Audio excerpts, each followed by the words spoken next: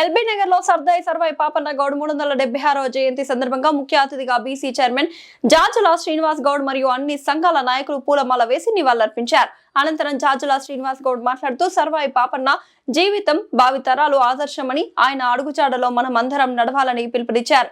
ఈ కార్యక్రమంలో అధ్యక్షులు మల్లేష్ గౌడ్, కార్యనిర్వాహక అధ్యక్షులు పల్లె గణేష్ గౌడ్, ప్రధాన కార్యదర్శి బోండా వెంకటరమణారెడ్డి, వీరమల్ల వెంకటేష్ గౌడ్, ఉపాధ్యక్షులు బుడిగే స్వామి గౌడ్, కొత్త వెంకటేష్ గౌడ్, కోశాధికారి కొండూరు లక్ష్మీపతి గౌడ్ మరియు నీరజ్ గౌడ్ పాల్గొన్నారు. బహుజన రాజ్యానికి నాంది పలికాడు. బహుజన రాజ్యానికి బాటలు వేశారు.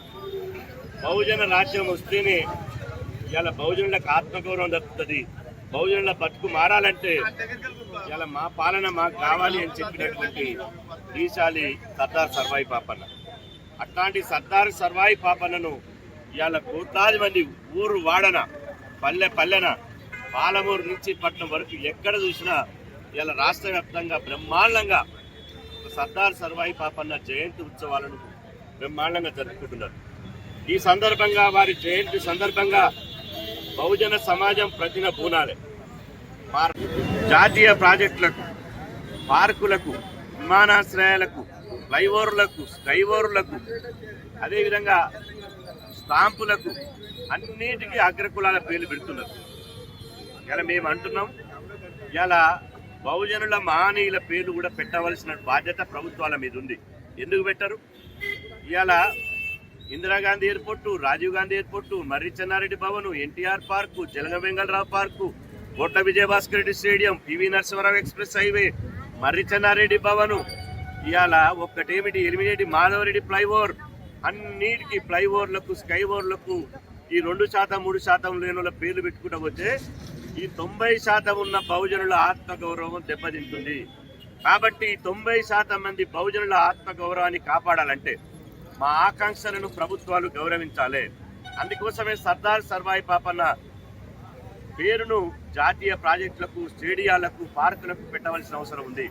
ప్రధానంగా తెలంగాణ రాష్ట్రంలో 10 జిల్లాలు 29 జిల్లాలు అయినాయి. 10 జిల్లాలు 29 జిల్లాలు అయినప్పుడు 29 జిల్లాల్లో మహనీయుల పేరు ఎక్కడ లేదు. కాబట్టి ఇప్పుడు వరంగల్ జిల్లాలో జనగామ జిల్లా కొత్తగా ఏర్పడ్డది. పాపన్న ఇలా ఆ పాలన రావాలి. బీసీలు పాలితులు కాదు బిడ్డ, బీసీలు కూడా పాలకులు కావాలి.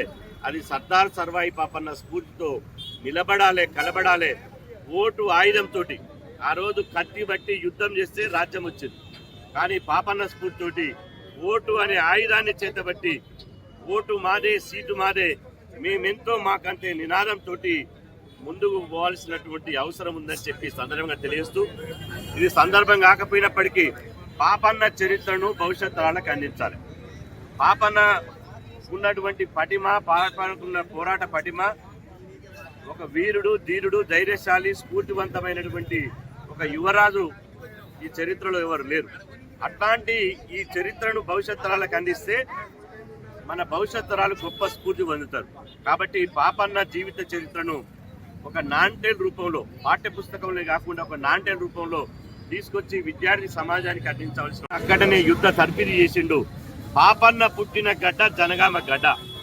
ఆ జనగామ జిల్లాకు సర్దార్ సర్వాయి పాపన్న జిల్లాగా నామకరణం చేయాలని చెప్పి ఈ సందర్భంగా డిమాండ్ చేస్తున్నాం.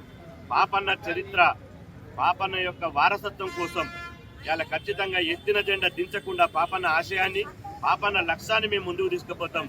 పాపన్న ఆశయ సాధన కోసం కడదాకా పోరాటం చేసి బహుజన రాజ్యాన్ని సాధించి పాపన్నకు ఘనమైన నివాళులు అర్పిస్తామని చెప్పి సందర్భంగా తెలియజేస్తున్నాం. ధన్యవాదాలు. గర్విస్తున్నామో ఇదే మనం ఆయన ఏదైతే సూచించిండో, ఏదైతే మార్గదర్శకంగా ఉందో ఆయన మార్గదర్శనంలో మనం పనిచేస్తూ ఇవాళ తెలంగాణలో బీసీలకు రాజ్యం రావాలి, బీసీలకు రాజ్యాధికారం రావాలని కొట్లాడుతున్నాము. ఈ దిశగా మన గౌడ జాతి సంపన్న వర్గాలు బహుజనుల కోసం కొట్లాడిండు.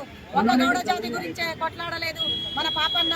బహుజనులందరి కోసం కూడా, బహుజనుల ఆత్మ గౌరవం కోసం కొట్లాడిండు సర్వాయి పాపన్న. తెలంగాణలో అలాంటి వంశాల ఉంటే మనం ఆయన దానిలో నడిచి మనం బహుజనుల రాజ్యాధికారం తెలంగాణలో వచ్చేంత వరకు మనం కలిసి కొట్లాడాలని ఈ ద్వారా తెలియజేస్తున్నాను. జై గౌడ సంక్షేమ సంఘం తరఫున తెలియజేస్తా ఉన్నాం. జై పాపన్న, జై జై పాపన్న, జై. రాష్ట్ర ఉపాధ్యక్షురాలిని. ఈరోజు మన సర్వాయి పాపన్న మన అన్యాయాలను ఎదిరించి మన బహుజనుల కోసం కొట్లాడిన వీరుడు మన సర్వాయి పాపన్న జయంతి ఉత్సవాలలో పాల్గొన్నందుకు నేను గర్వంగా ఫీల్ అవుతున్నా. తెలంగాణ ఉద్యమ వాళ్ళందరికీ కూడా స్ఫూర్తిదాయకంగా పనిచేస్తూ ఇవాళ జై గౌడ ఉద్యమానికి మా ప్రాణం పోసిన ఉద్యమకారులు ఎంతమందో ఇవాళ సర్వాయి పాపన్న బాటలో నడుస్తున్నారు. ఇవాళ తెలంగాణలో ఉద్యమకారులందరూ కూడా సర్వాయి పాపన్న బాటలో కలిసి ఆయన పోరాడినటువంటి తెలంగాణలో గోల్కొండ కోటని ఏకదాటిగా ఏలినటువంటి చక్రవర్తి తెలంగాణ ఆత్మ గౌరవ రచయిత మనకు సర్వాయి పాపన్న వంశంలో పుట్టినట్టు వారసులుగా పుట్టినటువంటి మనము ఆయన సూచించిన ఆయన విప్లవ బాటలలో మనం నడవాలి.